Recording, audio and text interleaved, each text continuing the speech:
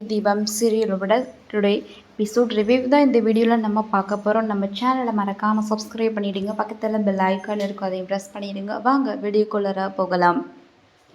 ஒரு வழியாக கார்த்திக் வந்துட்டு எப்படி நகை தொலைஞ்சு போச்சு, திருடு போச்சு அப்படிங்கிறத கண்டுபிடிக்கிறாரு. ஸோ யார் அது திருடினாங்க அப்படின்னு கண்டுபிடிச்சு அந்த ரவுடியை பிடிச்சு யார் இதெல்லாம் திருடினது அப்படின்னு சொல்லி விசாரிக்கிறாங்க. அப்போது அங்கே இருக்க போலீஸ், அதுக்கப்புறம் அந்த ஊரில் இன்னொரு ரவுடி இருப்பார். ஸோ அவரையும் தான் கை காட்டுறாங்க.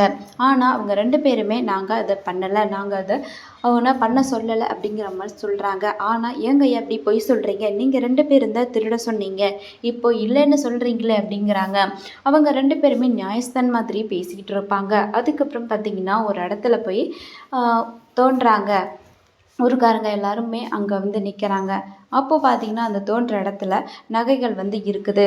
இப்போது என்ன சொல்ல போகிறீங்க, என்னமோ பெரிய இவங்க மாதிரி பேசுனீங்க, நீங்களாம் ஒரு போலீஸா, ஒரு போலீஸே இப்படி ஒரு திருட்டு வேலை பண்ணால் என்னத்தை சொல்ல அப்படிங்கிற மாதிரி தான் கார்த்திக் வந்து பேசுகிறாங்க.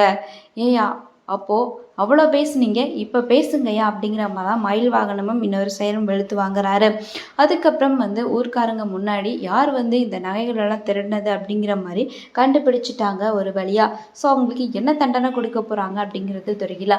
இன்னொரு பக்கம் பார்த்திங்கன்னா நம்ம கார்த்திக் அவங்களுடைய மாமா ராஜராஜன், ஸோ 2 பேருமே சேர்ந்து பார்த்திங்கன்னா அந்த கோவில் கும்பாபிஷேக விழாவை நல்லபடியாக வந்து பண்ணிக்கிட்டு இருக்கிறாங்க. இன்னொரு பக்கம் பார்த்திங்கன்னா நம்ம சந்திரா வந்து பண்ணிகிட்ருக்க விஷயம் கண்டிப்பாக வந்து கார்த்திக்கு தெரியாமல் இருக்குது. இதை பார்த்திங்கன்னா நம்ம மயில் வாகனம் வந்து ஒளிஞ்சிருந்து கேட்குறாங்க. அவளை எங்கேயாவது கொண்டு போய் அவளை ஏதாவது பண்ணிடுங்க அப்படிங்கிற மாதிரி சொல்கிறாங்க. அப்போ பார்த்திங்கன்னா கார்த்திக்கிட்ட போய் மயில் வாகனம் இதெல்லாம் சொல்லிடுறாரு. உங்கள் அம்மாவை அந்த சந்திரா எங்கேயோ கடத்தி கொண்டு போய் வச்சுருக்கா ரவுடிங்களை வச்சு அப்படிங்கிற மாதிரி சொல்லிடுறாங்க. உடனே வந்து கார்த்திக் வந்து காப்பாற்றலாம் அப்படின்னு கிளம்புறாங்க. இன்னொரு பக்கம் ரவுடிங்க காரில் இருந்து அபிராமி தப்பிச்சு ஓடுறாங்க. ஓடும்போது பார்த்திங்கன்னா எதிரில் லாரி வருதுங்க. ஸோ இந்த இடத்துல தான் பயங்கரமான ஒரு ட்விஸ்டாக இருக்குது. வெயிட் பண்ணி பார்க்கலாம் என்ன நடக்க போகுதுன்னு. தேங்க்ஸ் ஃபார் வாட்சிங்.